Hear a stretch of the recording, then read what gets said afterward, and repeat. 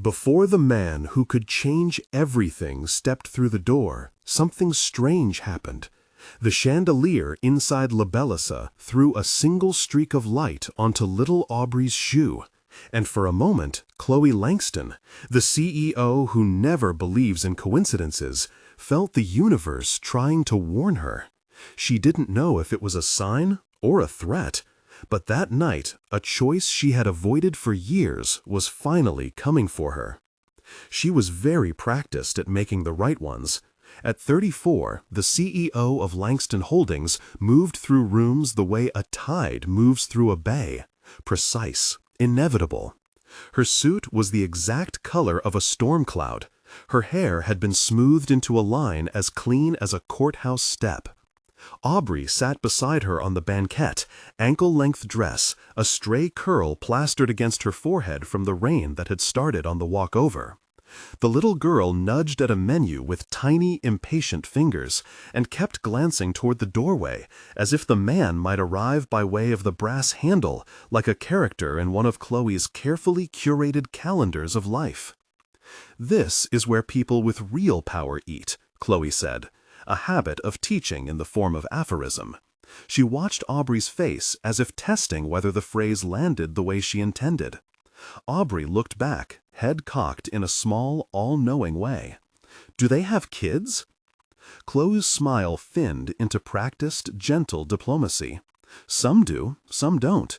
We're not looking to match titles, sweetie. We're looking for—" She searched for a word that would read like a lesson instead of a lecture. Substance. Aubrey's eyes went instead to a table across the room, where a man and a little girl were already seated. The other girl, small, freckled at the nose, was in the middle of taking a bite of a slice of pizza, sauce streaked at the corner of her mouth. Her father, weathered in a way that said long drives and short sleeps rather than luxury, was offering her a small smile that made the creases at his eyes deepen. Khloe's phone vibrated with a muted insistence against her thigh. Claire, her assistant, had texted a last-minute reassurance, "He's 5 minutes away." Khloe thumbed a reply, "Good," and tucked the device back into its nest inside her clutch. She watched the pizza taby with a kind of professional interest, the same narrowing gaze she brought to a potential acquisition. Aubrey, however, moved like a compass needle and didn't care to analyze pros and cons. She stood. Khloe's hand rose to stop her, a control reflex, but Aubrey was already making her way across the tiled aisle, her shoe scuffing against the marble. Without meaning to, Khloe's fingers loosened and then fell to her lap. Watching her daughter go felt, unnervingly, like watching a proof in motion. Everything she had prepared for this blind date, how to be open without being needy, how to instruct Aubrey without interfering, unspooled into the space between one step and the next. The man looked up as Aubrey reached the table. His name, when he introduced himself, came out plain as a line-cut timber: Noah Reed. He was 37, maybe, though time on his face didn't collect like rings on a tree. It sat in small scars and a posture that refused to be ornamental. His hands, calloused with short, practical fingernails, were the sort of hands that had a history. He extended one to Aubrey and then to Khloe. He smelled faintly of rain and of something clean and honest, like line-dried shirts. "This is Maisie," he said, nodding toward the pizza-caked child whose laugh filled the little pocket of space between the tables. Aubrey declared, without preface, that Maisie had the best dress twirl she'd ever seen.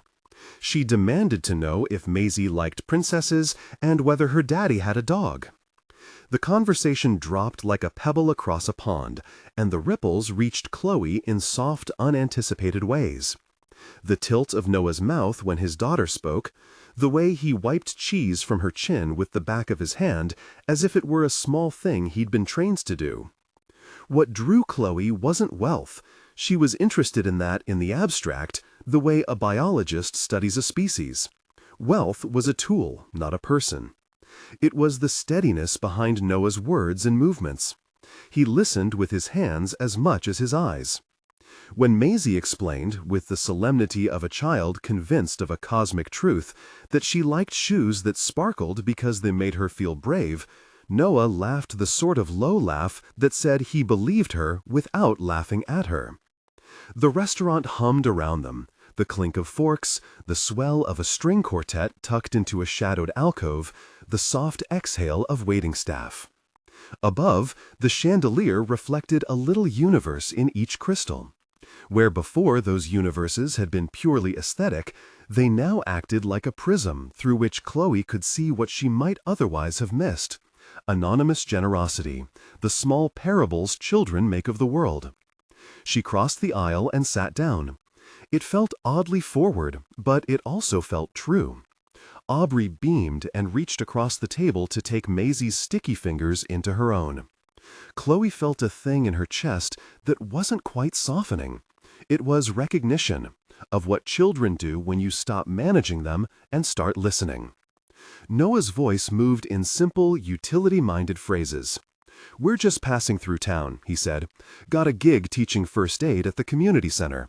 Maisie's got a recital tomorrow. We don't do fine dining much." "You should," Khloe found herself saying, because she wanted to be the kind of person who made room for experiences, not just transactions. "You should if it makes sense for you." Maisie's knees bounced underneath the table.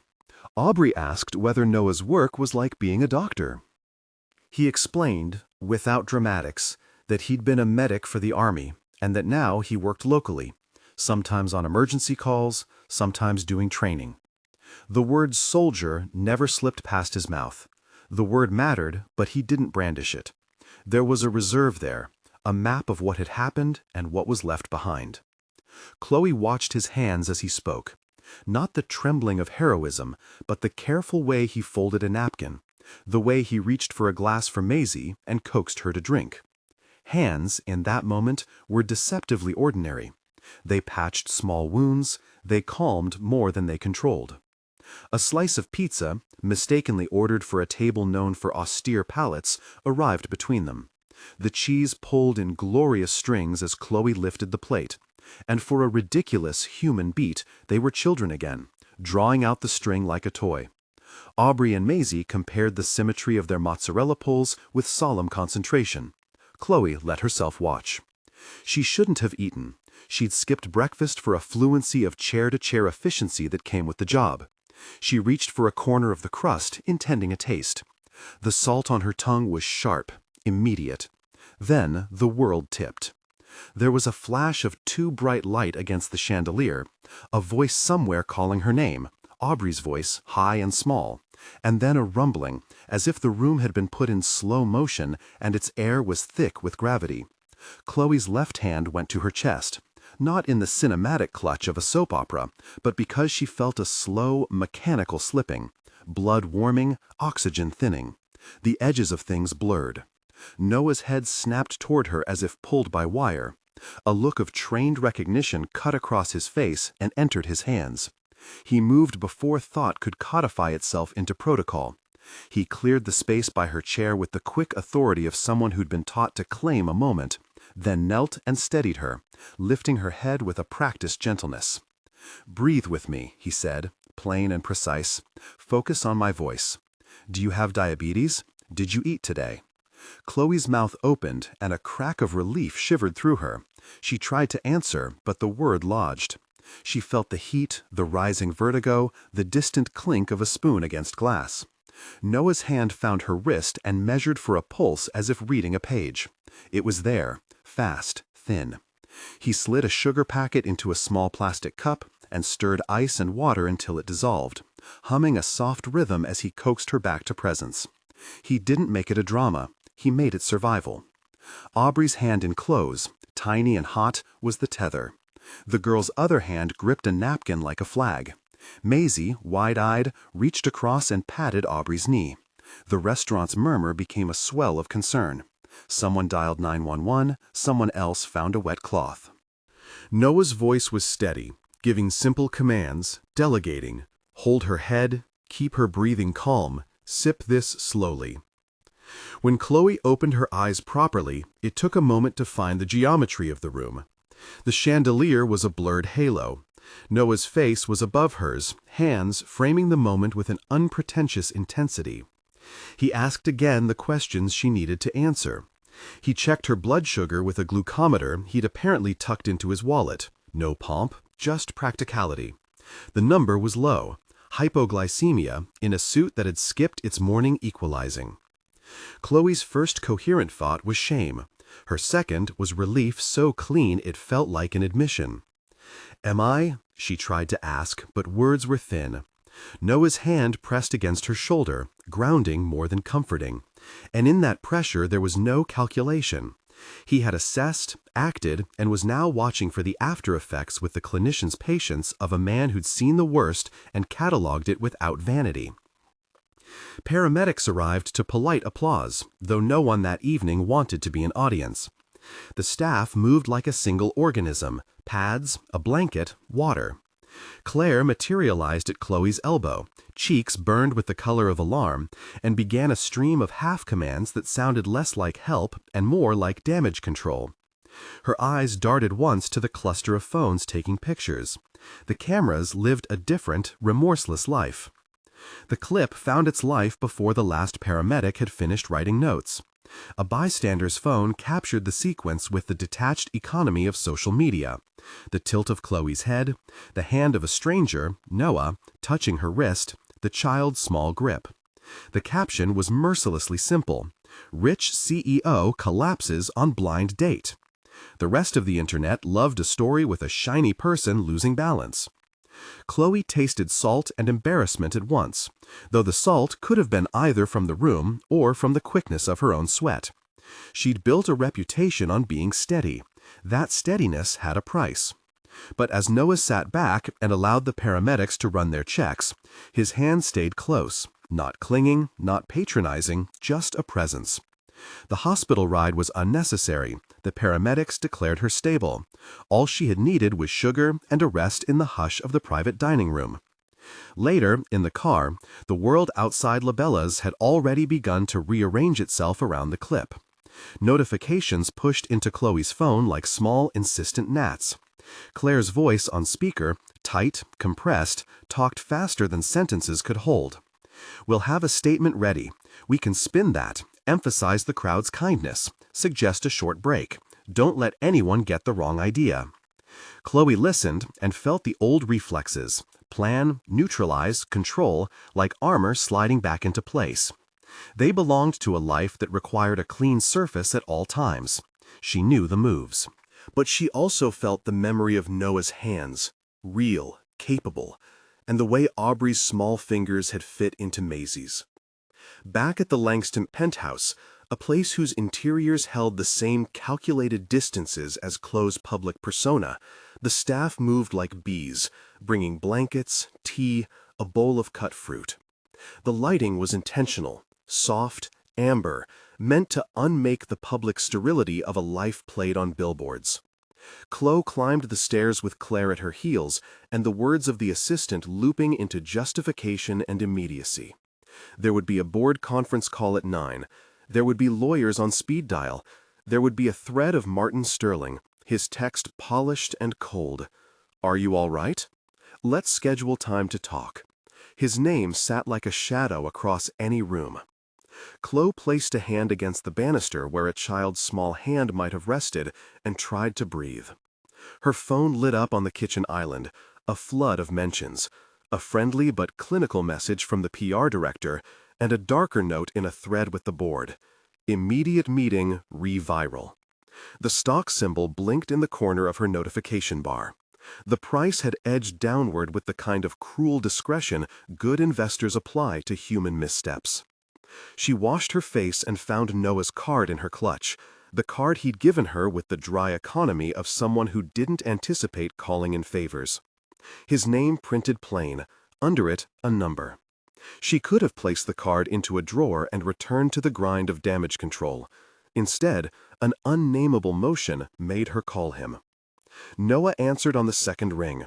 He sounded like a man who'd been miles away and had been pulled back to this single, bright moment.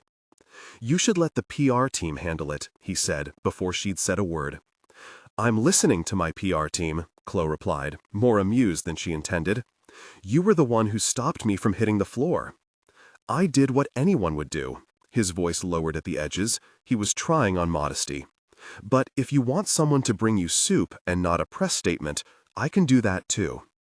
She found herself picturing a bowl of something honest and homemade, steam ghosting up, hands wrapping around it. She said, "I might take you up on that." He arrived 20 minutes later with coffee gone lukewarm and a paper bag that smelled faintly of onion and butter. Maisie trailed at his hand, hair plastered in a knot at the back of her head, cheeks still dimpled from pizza. When they stepped into the kitchen, the lighting turned the whole room intimate, and Khloe felt for the first time in months that she had been allowed to breathe down a different corridor. Noah put the bag on the counter and lifted a lid to reveal a small, imperfect quiche. It was humble. It smelled like someone who had stood at a stove and thought about what would warm someone up. Aubrey picked up one of Maisie's sugar cookie crumbs and made a grand declaration that it was the best cookie she'd ever tasted. Khloe laughed with a sound that had been muted recently. The sound surprised even her. They talked in small, structural things, favorite foods, how tiring it was to be on for the world all the time, what Maisie wanted to be when she grew up. A mermaid, Maisie decided, because mermaids could swim all day and also wear sparkly shoes. Noah watched Khloe as if cataloging private and available details, no probing, only careful attention. "Your assistant seemed stressed," he said finally, drawing a circle around the evening without naming it. Khloe's fingers twisted the rim of her coffee cup. "She's good," Khloe said. The line was immediate defense. Claire's efficient. "Efficient can look a lot like pressure when things break," Noah offered. He didn't suggest conspiracies, he suggested observation. People get scared, they make mistakes. Khloe watched him while he said it. There was a practical clarity in his words, what happens when you look at actions instead of motives. He wasn't accusing Claire, but he wasn't ignoring the possibility either. There was a small comfort in his insistence on facts over flourish. It felt, to Khloe, like a rarefied currency she'd nearly forgotten. For a few hours after the clip circulated, the world condensed into pixels and rising numbers. The PR team drafted a statement, a brief note of gratitude for quick assistance, a promise of privacy, and a reminder that executives, like everyone else, needed care. The board scheduled a video conference for the following morning. Sterling sent messages with a level of clinical interest that felt to Khloe like a thin hand testing the temperature of the water. Aubrey fell asleep on the living room sofa with Maisie curled at her side. Two small bodies arranged like a single new thing, breathing synchronized. Khloe sat at the kitchen table and watched them. To the rest of the world, her life was a ledger of moves and returns. To her, at that moment, it was a suddenly fragile arrangement of people who could be hurt and possibly helped. Her phone vibrated again, an unknown number with an attachment labeled internal feed clip. She thought perhaps it would be another story of the fall, another angle to scrub. She opened it because there was a kind of modern responsibility to see what your life looked like to the outside world. The video that arrived was short and grainy, a closed-circuit snippet from the restaurant's back hall. It showed the sequence from a different camera angle. Aubrey skipping to the other table, Khloe joining them, the camera catching the angle of the hall where an employee, eyes darting, walked past with a small device in hand, something the size of a remote.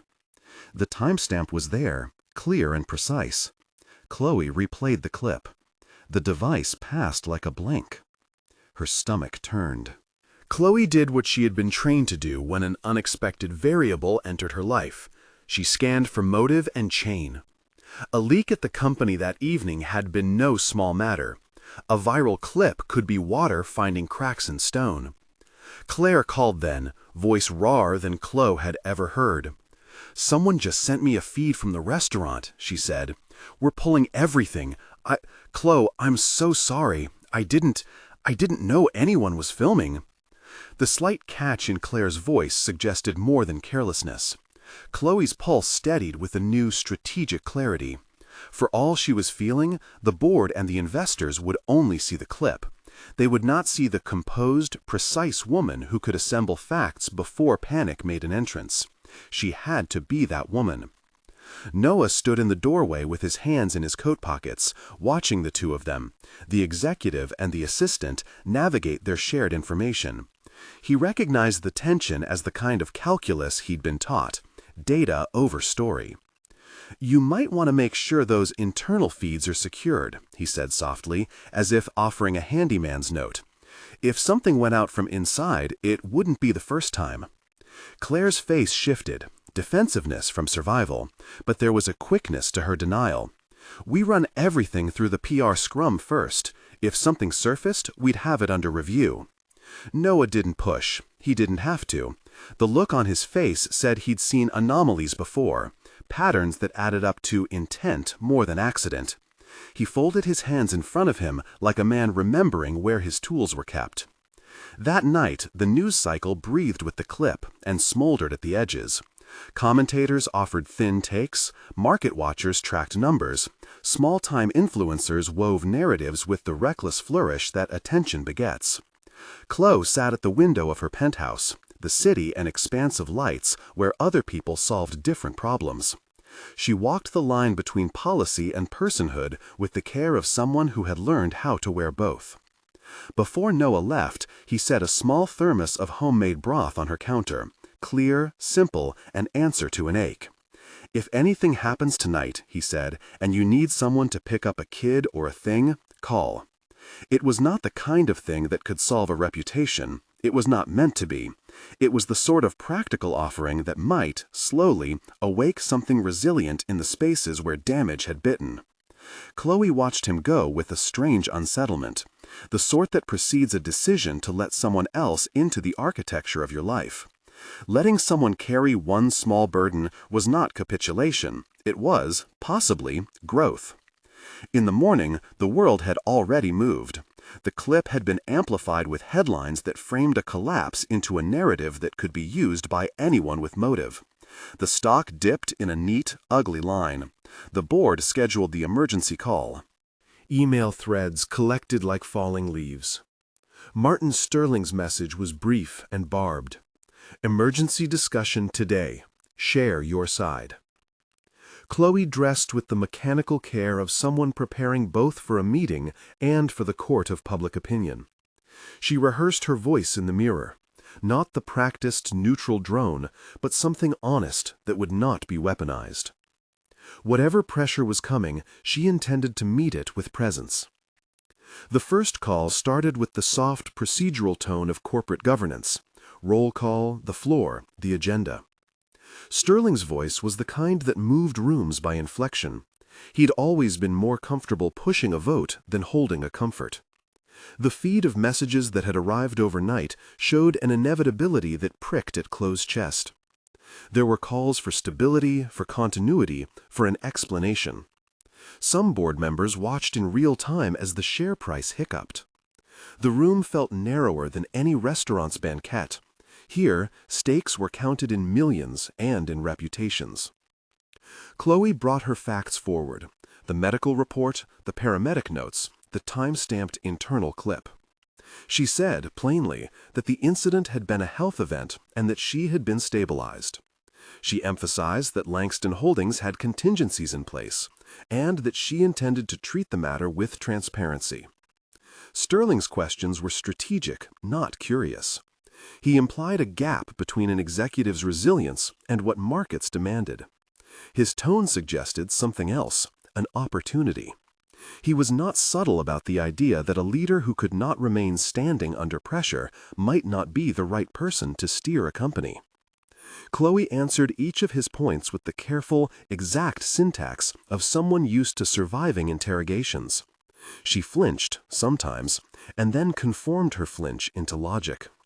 But there was something in the room that even graphs couldn't measure: the human calculation of image versus reality. Sterling wanted room to move, a place where a small misstep could be reshaped into a reason.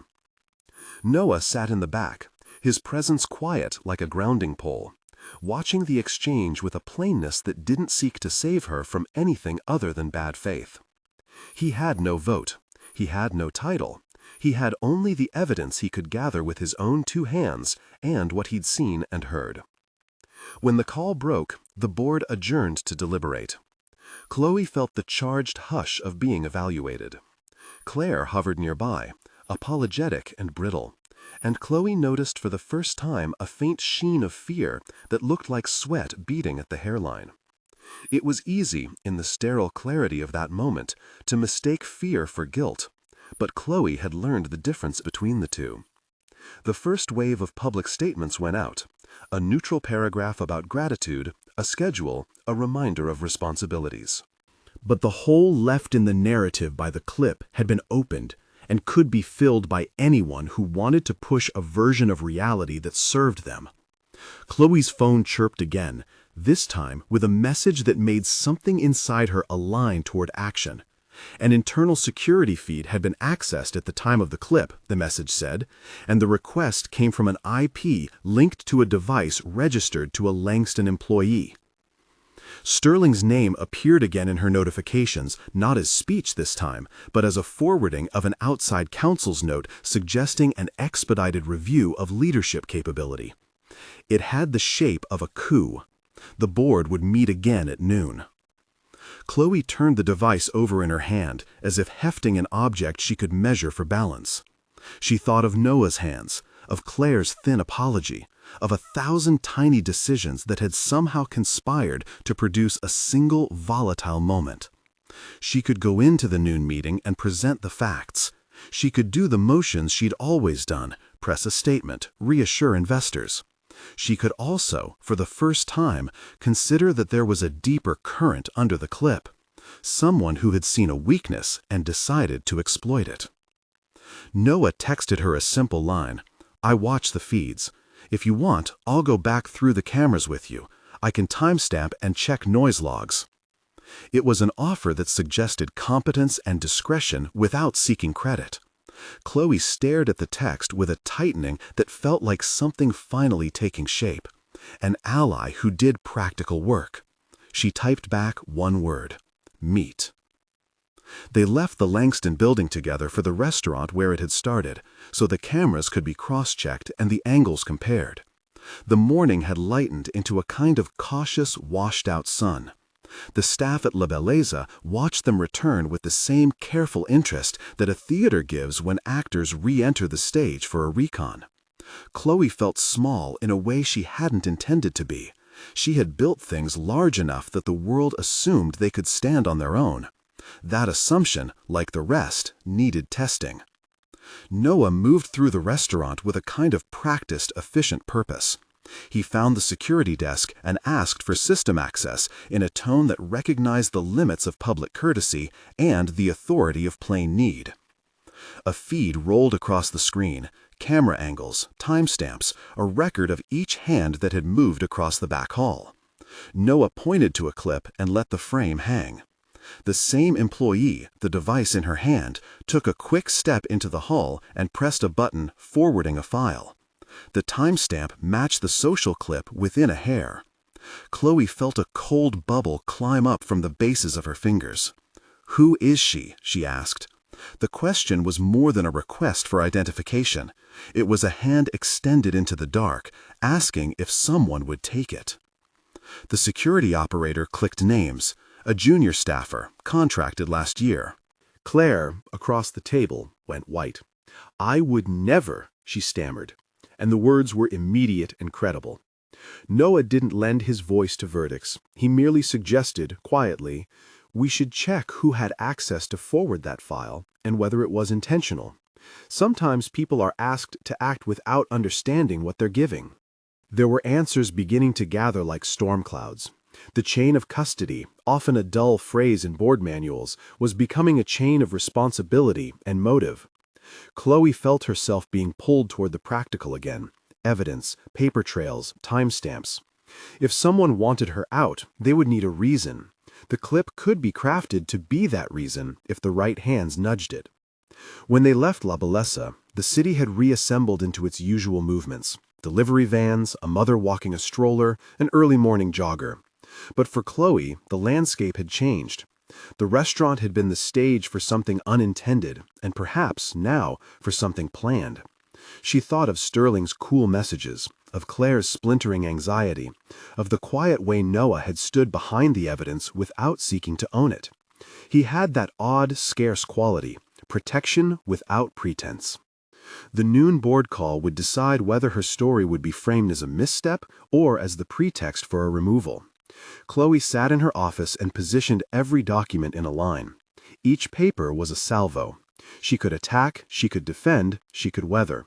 She chose, instead, for now, to collate. Noah left with a small wave and a promise to check camera logs at 2 places outside the restaurant. He didn't say he would fight for her. He said he would check timestamps and corroborate facts. It was the most honest guarantee in his reach. At 3 in the afternoon, as the city watched and the stock tickers skimmed along in different lines, a short, sharp message arrived on the internal board channel: an anonymous upload of the internal feed with a redacted name and a highlighted timestamp. The file had been placed by someone on the inside and then forwarded out, the note said, an act that suggested planning and purpose rather than the random cruelty of virality. Khloe leaned back and pressed her palms to her forehead. The muscles at her jaw ached with the use of saying the right things, even to herself. She had built a life where decisions were made on balance sheets and reputations. But there are things that numbers cannot account for: tenderness, the small gravity of being seen, and the dangerous physics of a headline that wants a villain. That evening, she dialed Noah again. There was an edge to the city air, a sense of something poised on a hinge.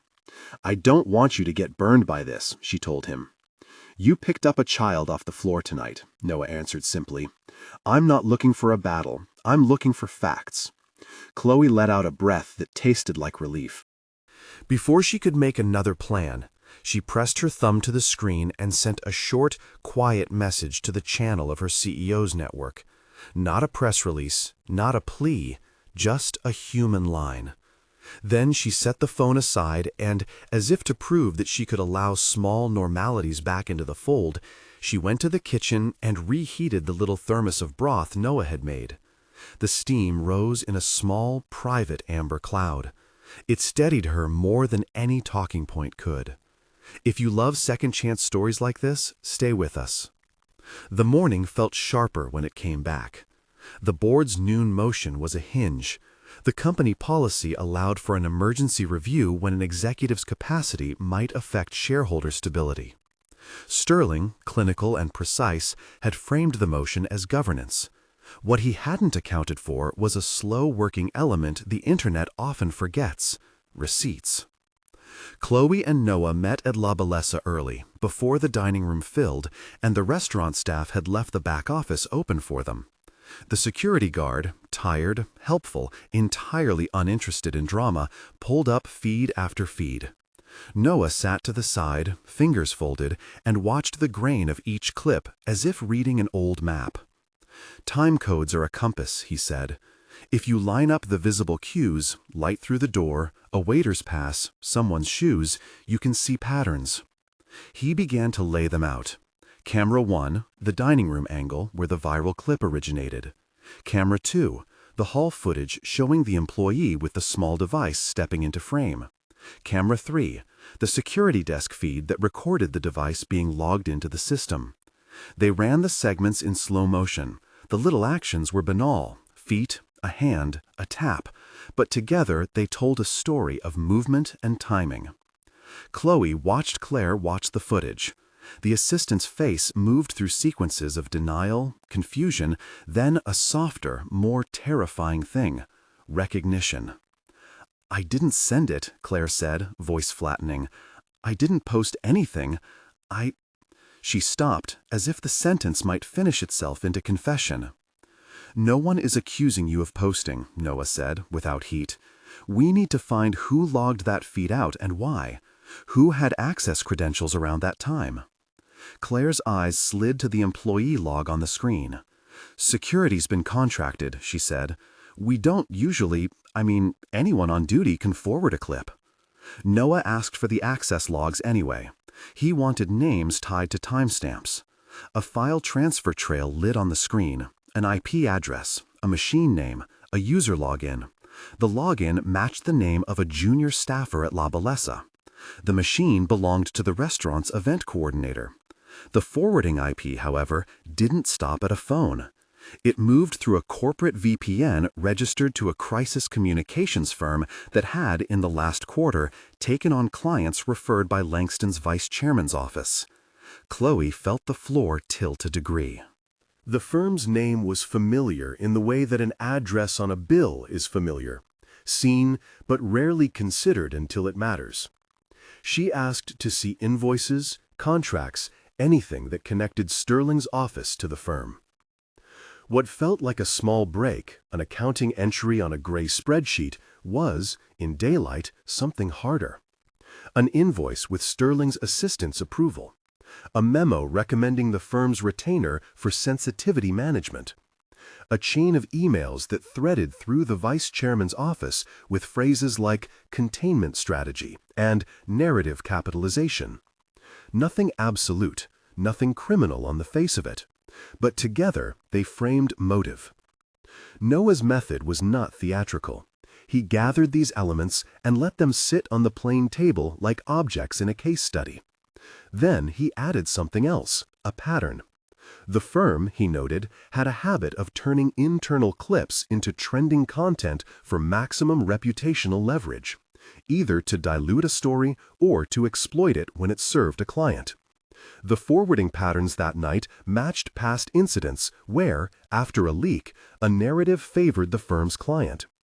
It was not a smoking gun that the firm had conspired alone. It was the suggestion of an engineered vector. Khloe felt a strange clarity. Sterling had the motive, ambition cached in cold, measured moves. He had the access to suggest the firm's involvement. He had, perhaps, used the firm as muscle. But she also knew the company's governance rules. You couldn't remove a vice chair on suspicion. You needed proof in the ledger. Emails, approvals, a board member's conflict of interest made manifest. She turned then to the junior staffer's log again. The feed, Noah found, had been copied from the coordinator's station and sent through a generic forwarding script. That script had been initiated through credentials that belonged in the log to Claire's laptop that same evening. The chain looked like this: camera to coordinator machine to Claire's laptop credentials, Claire's credentials punching the forwarding to the crisis firm's VPN. Khloe's face crumpled at the mention of her machine. "I left my laptop at the desk," she said. Her hands, usually so crisp in gestures, were now small and uncertain. "I rushed when the paramedics were here. I didn't sign out. Someone could have asked me to forward something, to check a feed. I was frazzled." She swallowed. "If someone called me, said they were Sterling's office." Khloe watched the micro-shifts, how Claire's fingers trembled, how her breath hitched, and she felt no triumph in the unraveling. This was not a tidy villain. It was the kind of human error that systems exploited. "We have to be careful with assumptions," Khloe said, "but we need the facts." They gathered the facts. Noah cross-checked server logs, found that the coordinator's machine had been accessed remotely for a brief window, 8 seconds where a file could be copied. He pulled the restaurant's delivery logs and confirmed the coordinator's short absence to escort a vendor. He traced the remote access to an IP address tied to a jump server the crisis firm used for client work. The jump server's logs, when subpoenaed through the firm's counsel, revealed a pulse of activity that night, forwarding commands initiated from a machine associated with Sterling's assistant.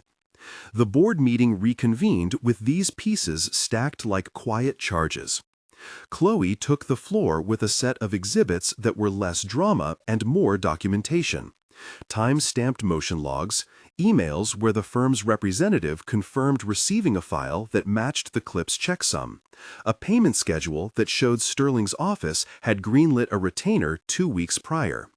She spoke in the voice trained for scrutiny, measured, precise, human.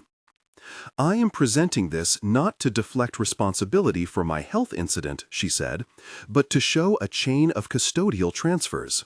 Someone inside our circle forwarded a feed externally, and that feed was in the hands of a firm with ties to a party that benefits from destabilization." Her words landed like small, deliberate weights. Sterling's response was the sort of corporate lithe defense that bends without breaking. He claimed plausible deniability, memory gaps, an assistant who managed itineraries and vendors and payments. He framed his actions as typical governance. Certain board members flinched, others folded their hands and considered policy. Noah, who had no right to a vote, asked only for a moment to speak. He did not grandstand. He laid out the technical patterns without drama, and when he mentioned that certain forwarding behaviors had been matched in prior incidents where reputation had been weaponized, his voice was plain as a ledger. "People with motive have been found to engage vendors," he said. "This isn't about speculating on intent. It's about tracing a consistent routing pattern. The board should decide if these routing patterns compromise trust." What broke the room's tension was not a theatrical reveal, but a single email thread Noah displayed, an internal note from the crisis firm to Sterling's assistant. "We received the clip and queued distribution. Please confirm tone."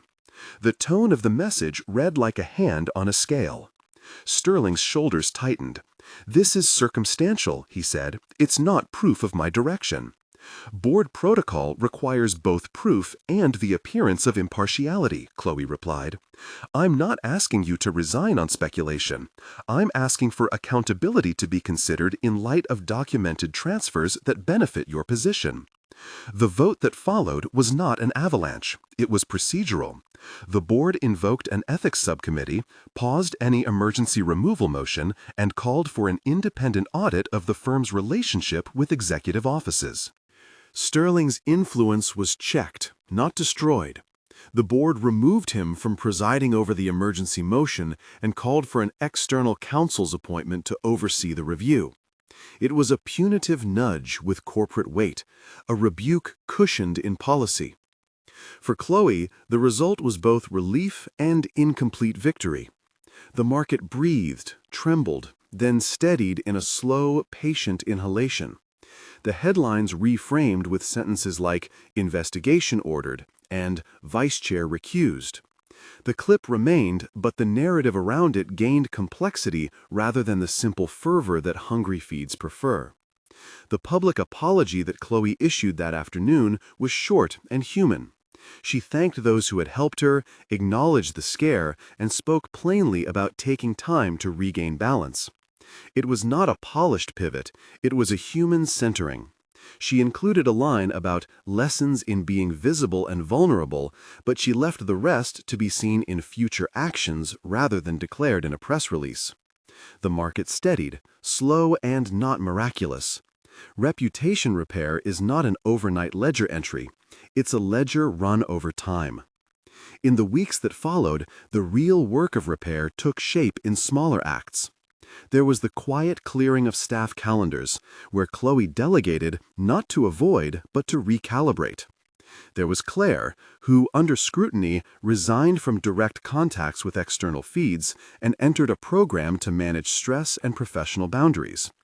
There were legal letters, terse and formal, that disciplined the crisis firm for inadequate chain of custody protections and for acting in ways that undercut the board's fiduciary duty.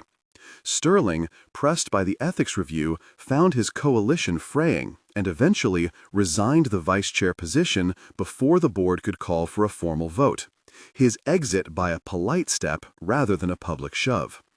Noah watched all of it from the sidelines he had chosen, present and not performative.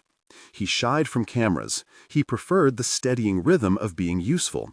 He helped by showing up where competence was necessary, walking the company's security team through better practices, advising on access controls without billing the moment with heroics. He never took credit for the board's work. He handed over logs, timestamps, and interviews with the restaurant staff.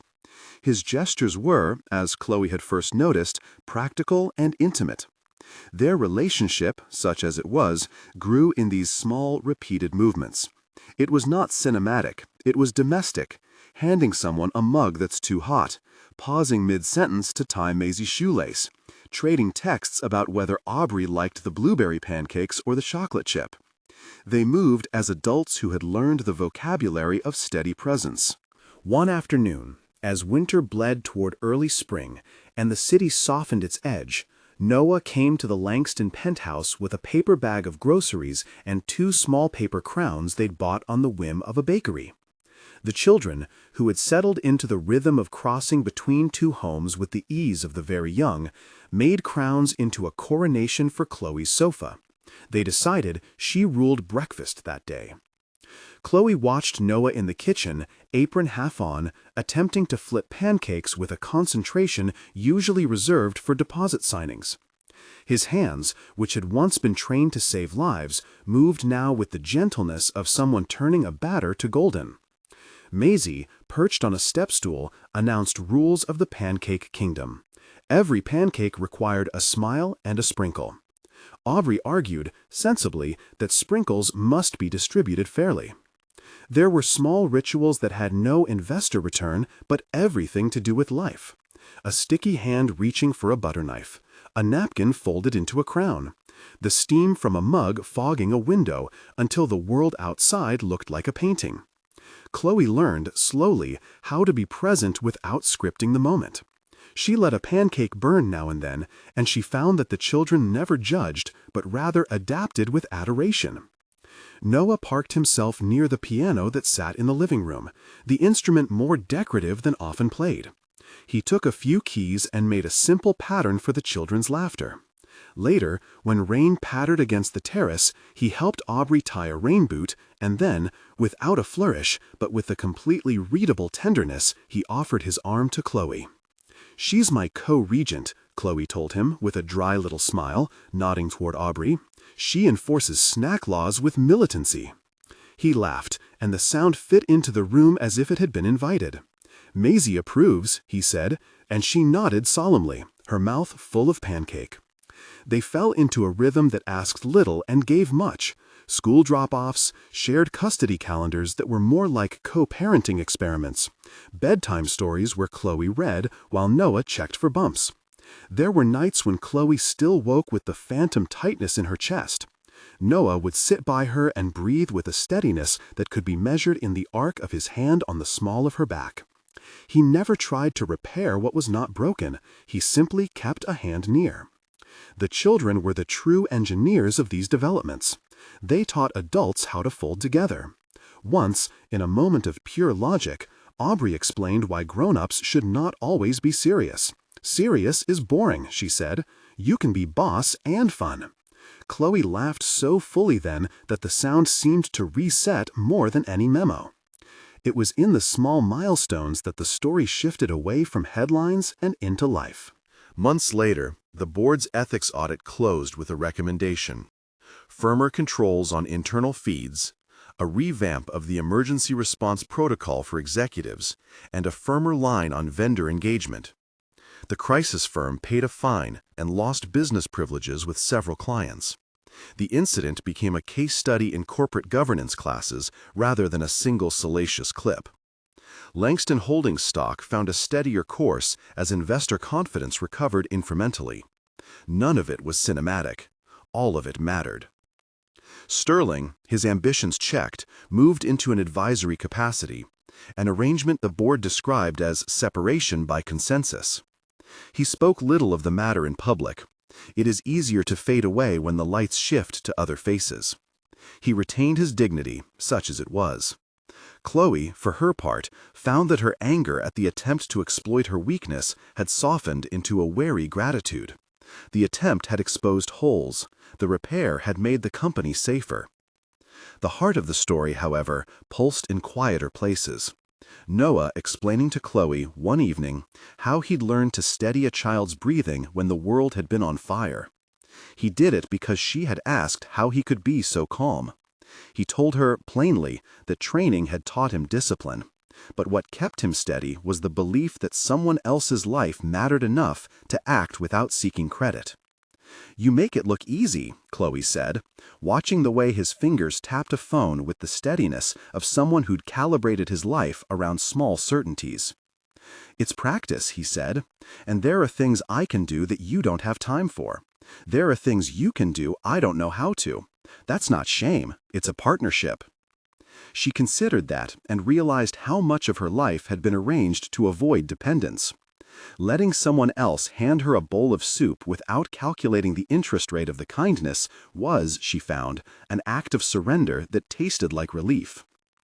They did not marry in a grand chapter. There were no sweeping declarations or cinematic kisses on a rainy bridge. Instead, there were choices. Khloe stepping out of boardrooms earlier some nights to attend a recital. Noah taking a late meeting to hold Maisie when she had a fever. The two of them signing school permission slips that had become, in an odd way, symbols of shared custody of more than logistics. In the months that followed, the four of them, Khloe, Aubrey, Noah, and Maisie, fell into a rhythm that was part family, part friendship, part intentional caretaking. They created rituals: Wednesday pancake days, Saturday courtyard soccer, and a Sunday evening where they mapped the week while sipping cocoa with a heavy hand of whipped cream. There were arguments, tiny, human skirmishes over schedules, broken cookies, and who had left a towel on the floor.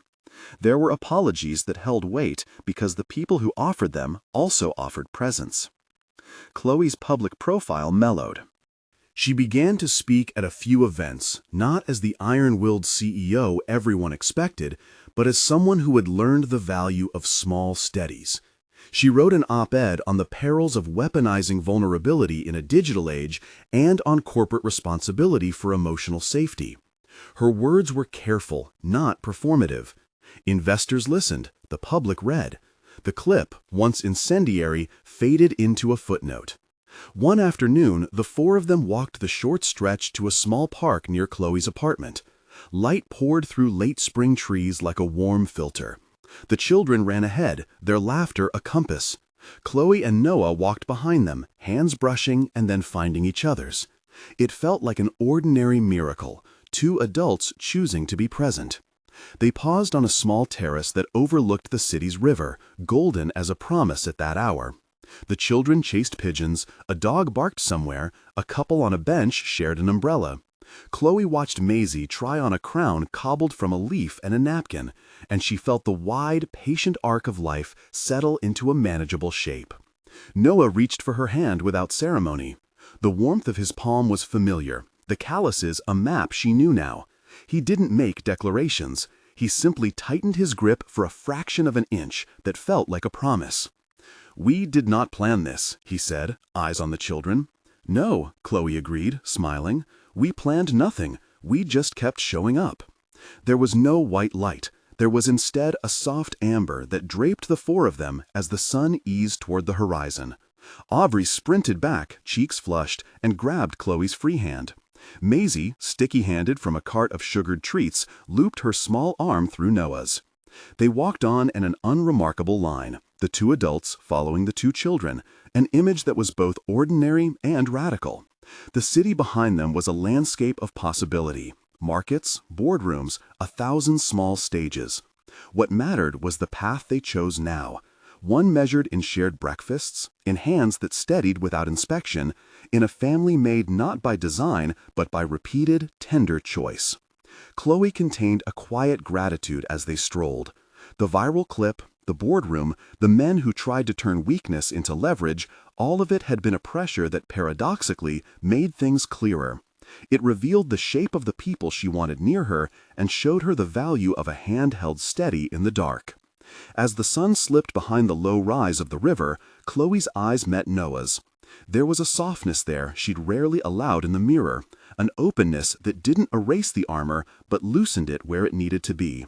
She thought of the lessons she'd tried to teach Aubrey about substance over titles, and she saw how quickly children, who never learned the economy of reputation, could find truth in the simplest gestures. Noah squeezed her hand. "We'll figure it out," he said, simple. Not a promise to solve everything, only a pledge to keep working. together. Khloe nodded. She felt, for the first time in a long while, that she could keep the balance between work and being present without relinquishing either. Presence, she knew now, was a practice you repeated daily. It was less about grand gestures and more about showing up when the small things needed someone to be steady. They walked home as a quartet of ordinary resilience, their shadows long and interlaced on the pavement, and the city closed around them like a familiar book. The blind date that had become the wild turn of a viral moment had not ended their lives. It had rerouted them toward a quieter horizon. These days, headlines mattered less than the way a child's fingers fit into an adult's, the way soup warmed a cabinet of bones, the way a boardroom could be both place of power and of redemption. At the penthouse, Khloe paused at the door and watched the children tumble ahead into their shared small kingdom of pillows and storybooks. She turned to Noah. "Thank you," she said, "not for a single act, but for a string of days that had built trust by repetition." He answered with a half-smile and the steadying press of his palm to the small of her back. They stepped inside together. Outside, the city lights reflected in the river like tiny promises. Inside, the lights were softer. A kitchen timer ticked down the minutes until the next pancake day. A stuffed mermaid waited on a shelf for a recital. Hands unhooked from each other to distribute cups, to wipe crumbs, to tuck a blanket. Presence, at last, became their daily currency. If this story warmed you, consider subscribing for more tales of second chances, kindness, and the families we choose.